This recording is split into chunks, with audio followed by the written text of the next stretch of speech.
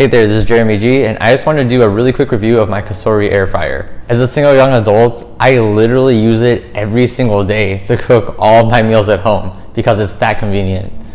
All you have to do is put whatever you want to cook into it, into the basket, press the cook button, go do something else for however long it takes to cook, come back and enjoy your food.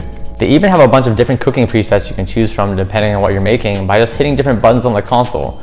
But what I like to do is use the VSync app to control my air fryer from my phone, where I can just directly set the temperature, set the time, and hit the cook button just like using any other app. Because of how easy it is to use and how often I use it, in my experience, I can't recommend it enough. Like, this has definitely been one of the best purchases that I've ever made, so try it out for yourself, and I'm pretty sure you're going to see what I mean.